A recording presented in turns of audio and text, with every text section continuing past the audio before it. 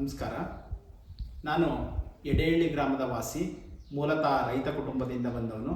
ನನ್ನ ತಂದೆ ರುದ್ರಪ್ಪ, ತಾಯಿ ಸಿದ್ದಮ್ಮ. ನಾವು ಮೂಲತಃ ರೈತ ಕುಟುಂಬದ ಆಗಿರೋದ್ರಿಂದ ನಮ್ಮ ಮನೆಯಲ್ಲಿ ಯಾವುದೇ ರಾಜಕೀಯ ಹಿನ್ನೆಲೆ ಇಲ್ಲ. ನಾವು ಏನು ಅಂತಂದೇಳಿದರೆ, ಒಂದು ಚಿಕ್ಕ ವಯಸ್ಸಿನಿಂದನೂ ಏನಾದರೂ ಒಂದು ಸಾಧನೆ ಮಾಡಬೇಕು ಅಂತಂದೇಳಿ ನಮ್ಮ ತಂದೆ ತಾಯಿಯವರು ಯಾವಾಗಲೂ ಹೇಳ್ತಾಯಿದ್ರು. ಹಾಗಾಗಿ ನಾನು ಯಾವುದೇ ಆಸೆ ಆಕಾಂಕ್ಷೆಗಳನ್ನು ಇಟ್ಟುಕೊಳ್ಳದೆ ನಾನು ಕಾಯಕ ಯೋಗಿಯಾಗಿ ಕೆಲಸ ಮಾಡ್ತಾ ಬಂದಿದ್ದೀನಿ. ನಾನು ಎಡೆಹಳ್ಳಿ ಗ್ರಾಮದಲ್ಲಿ ಒಂದು ಉತ್ತಮವಾದ ಶಿಕ್ಷಣ ಸಂಸ್ಥೆಯನ್ನು ಕಟ್ಟಿದೆ, ಅದರಲ್ಲಿ ಟ್ರೆಜರರ್ ಆಗಿ ಕೆಲಸ ಮಾಡ್ತಿದ್ದೀನಿ. ಹಾಗೆಯೇ ನನ್ನ ಪಕ್ಷ ನನಗೆ ಸುಮಾರು 8 ವರ್ಷಗಳಿಂದ ನನಗೆ ಎಡೆಹಳ್ಳಿ ಶಕ್ತಿ ಕೇಂದ್ರದ ಪ್ರಮುಖರಾಗಿ ನಿರ್ವಹಿಸ್ತಕ್ಕಂಥ ಕಾರ್ಯವನ್ನು ಕೊಟ್ಟಿದ್ದಾರೆ. ಈ ಕಾರ್ಯವನ್ನು ಅಚ್ಚುಕಟ್ಟಾಗಿ ನಿಭಾಯಿಸ್ಕೊಂಡು ಬರ್ತಾ ಇದ್ದೇನೆ. ನಾನು ರಾಜಕೀಯಕ್ಕೆ ಪಾದಾರ್ಪಣೆ ಮಾಡಿದ್ದು ಸುಮಾರು ಒಂದು 20-25 ವರ್ಷಗಳಾಗಿದೆ.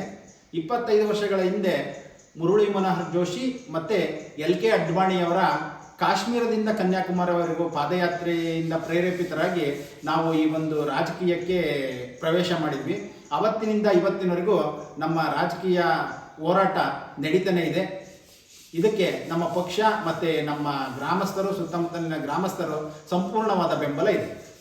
BJP ಪಕ್ಷಕ್ಕೆ ಏಕೆ ಮತ ಚಲಾಯಿಸಬೇಕು ಅಂತಂದೇಳಿದರೆ, ನಮ್ಮ ಹೆಮ್ಮೆಯ ಮುಖ್ಯಮಂತ್ರಿಗಳಾದಂಥ ಯಡಿಯೂರಪ್ಪನವರು ನಮ್ಮ ರಾಜ್ಯಕ್ಕೆ ಮತ್ತು ನಮ್ಮ ಜಿಲ್ಲೆಗೆ ಕೊಟ್ಟಿರ್ತಕ್ಕಂಥ ಕೊಡುಗೆಗಳನ್ನು ನಾವು ಹೇಳಲಿಕ್ಕಾಗೋದಿಲ್ಲ, ಅಷ್ಟು ಕೊಡುಗೆಗಳಿದೆ.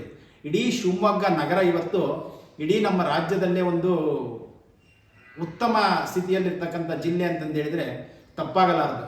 ಬೇಕಾದಷ್ಟು ನಮ್ಮ ಯಡಿಯೂರಪ್ಪರಾಗಿರ್ಬೋದು ಮತ್ತು ನಮ್ಮ ರಾಘವೇಂದ್ರ ಅವರಾಗಿರ್ಬೋದು. ರಾಘವೇಂದ್ರ ಅವರು ಇವತ್ತಿನ ಅವರ ಕೆಲಸ ಕಾರ್ಯಗಳನ್ನು ನೋಡಿದರೆ ತನ್ನ ತಂದೆ ಯಡಿಯೂರಪ್ಪರಿಗಿಂತ ಯಾವುದೇ ವಿಷಯದಲ್ಲಿ ಕಮ್ಮಿ ಇಲ್ಲ ಅಂತಂದೇಳಿ ಏಕಕಾಲದಲ್ಲಿ 6-7 ರೈಲ್ವೆ ಮೇಲ್ಸೇತುವೆಗಳನ್ನು ಸೆಂಟ್ರಲ್ ಗೌರ್ಮೆಂಟಿಂದ ತಗೊಂಬಂದು ಮಾಡಿದ್ದಾರೆ. ಅದೇ ರೀತಿ ನಮ್ಮ ಕೋಡ್ಮೆಗೆ ಮತ್ತು ವಳದೂರು ಬ್ರಿಡ್ಜ್ಗೆ ಒಂದು ಉತ್ತಮವಾದ ಬ್ರಿಡ್ಜನ್ನು ಮಾಡಿದ್ದಾರೆ. ಅದೇ ರೀತಿ ಮಾವುರದಮ್ಮನ ದೇವಸ್ಥಾನಕ್ಕೆ ತಡೆಗೋಡೆಯನ್ನು ನಿರ್ಮಾಣ ಮಾಡಿದ್ದಾರೆ. ಕೋಟ್ಯಾಂತರಗಳು ಪ್ರತಿ ಗ್ರಾಮಗಳಲ್ಲಿ, ಯಾವುದೇ ಒಂದು ಪ್ರತಿ ಗ್ರಾಮಗಳಿಗೂ ಕೋಟ್ಯಾಂತರ ರೂಪಾಯಿ ಅನುದಾನವನ್ನು ಕೊಟ್ಟಿದ್ದಾರೆ. ನಮ್ಮ ಎಡೆಹಳ್ಳಿಯ ಕನಸು, ನಮ್ಮ ಎಡೆಹಳ್ಳಿ ಬಸ್ ಸ್ಟ್ಯಾಂಡಿನಿಂದ ಎಡೆಹಳ್ಳಿ ಗ್ರಾಮ ಮತ್ತು ಚಂದನಕೆರೆಯವರೆಗೆ ಒಂದು ಉತ್ತಮವಾದ ರಸ್ತೆಯನ್ನು ಸುಮಾರು ಒಂದು 3 ಕೋಟಿ ರೂಪಾಯಿ ವೆಚ್ಚದಲ್ಲಿ ಒಂದು ಉತ್ತಮವಾದ ರಸ್ತೆಯನ್ನು ಮತ್ತು ಬಾಕ್ಸ್ ಡ್ರೈನೇಜ್ಗಳನ್ನು ನಿರ್ಮಿಸಿದ್ದಾರೆ. ಅದೇ ರೀತಿ ನಮ್ಮ ಎಡೆಹಳ್ಳಿ ದೇವಸ್ಥಾನಕ್ಕೆ 1,50,00,000 ರೂಪಾಯಿಗಳು ಮತ್ತು ಚಂದನಕೆರೆ ರಂಗನಾಥ ಸ್ವಾಮಿ ದೇವಸ್ಥಾನಕ್ಕೆ 1,30,00,000 ರೂಪಾಯಿಗಳನ್ನು ಅನುದಾನ ನೀಡಿದ್ದಾರೆ. ಆ ಅನುದಾನದಲ್ಲಿ ಕೆಲಸ ನಡೀತಾ ಇದೆ. ಈಗ ದೇವಸ್ಥಾನಗಳು ಪೂರ್ಣಗೊಳ್ಳುವ ಹಂತದಲ್ಲಿ ಬಂದಿದ್ದಾರೆ. ಇದೇ ಏಪ್ರಿಲ್ ತಿಂಗಳಲ್ಲಿ ಅದರ ಉದ್ಘಾಟನೆ ಆಗ್ತಿದೆ. ಅದೇ ರೀತಿ ನಮ್ಮ ಗ್ರಾಮಾಂತರಕ್ಕೆ ಬರೋದಾದರೆ, ಗ್ರಾಮಾಂತರದಲ್ಲಿ ಅಶೋಕ್ ನಾಯ್ಕ್ ಅವರು ಒಂದು ಅಭಿವೃದ್ಧಿಯ ಹೊಳೆಯನ್ನೇ ಹರಿಸಿದ್ದಾರೆ ಅಂತಂದು ಹೇಳಿದರೆ ತಪ್ಪಾಗಲಾಗದು.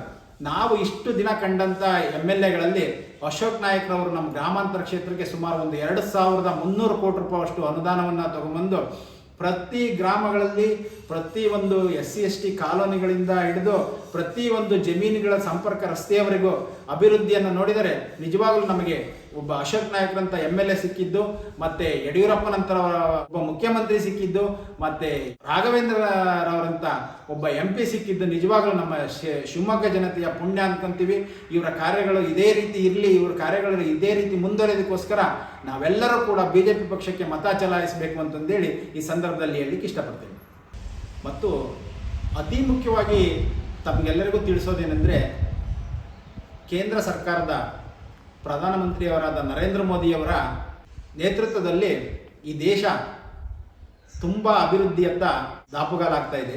ನಮ್ಮ ದೇಶ ಒಂದು ಬಡ ರಾಷ್ಟ್ರ ಅಥವಾ ಬೆಳೆಯುತ್ತಿರುವ ರಾಷ್ಟ್ರ ಅಂತ ಇಲ್ಲಿವರೆಗೂ ಹೇಳ್ತಾ ಇದ್ರು. ಈಗ ನಮ್ಮ ದೇಶ ಆರ್ಥಿಕತೆಯಲ್ಲಿ 3ನೇ ಸ್ಥಾನಕ್ಕೆ ತಗೊಂಡೋಗಿ ನಿಲ್ಲಿಸಿರೋದ್ರಲ್ಲಿ ನಮ್ಮ ನರೇಂದ್ರ ಮೋದಿಯವರು ಅಂದರೆ ತಪ್ಪಾಗಲಾರದು.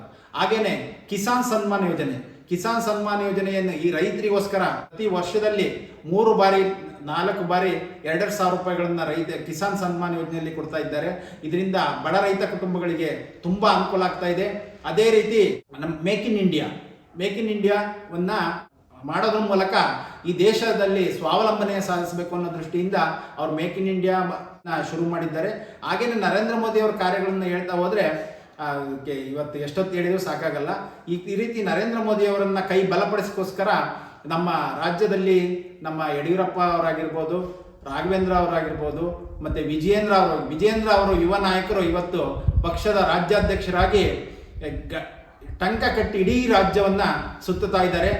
ಹಾಗೆಯೇ ನಮ್ಮ ಅಶೋಕ್ ನಾಯ್ಕ ಅವರು ಎಲ್ಲರೂ ಸಹ ನಮ್ಮ ರಾಜ್ಯದ, ನಮ್ಮ ದೇಶದ ನರೇಂದ್ರ ಮೋದಿಯವರ ಕೈ ಬಲಪಡಿಸಲಿಕ್ಕೋಸ್ಕರ ನಾವೆಲ್ಲರೂ ಇವರನ್ನು ಬೆಂಬಲಿಸಿ ನಮ್ಮ BJP ಪಕ್ಷಕ್ಕೆ ಮತ ಚಲಾಯಿಸುವುದರ ಮುಖಾಂತರ ಈ ದೇಶದ ಅಭಿವೃದ್ಧಿಗೆ ತಾವೆಲ್ಲರೂ ಸಹಕಾರಿಯಾಗಬೇಕು ಅಂತ ಈ ಮೂಲಕ ತಮ್ಮಲ್ಲಿ ಕಳಕಳಿಯಿಂದ ಕೇಳಿಕೊಳ್ತೇನೆ. ಹಾಗೆಯೇ ನಾನು ಎಡೆಹಳ್ಳಿ ಗ್ರಾಮದಲ್ಲಿ ಒಂದು ಉತ್ತಮವಾದ ಶಿಕ್ಷಣ ಸಂಸ್ಥೆಯನ್ನು ಪ್ರಾರಂಭಿಸಿದ್ದೀವಿ.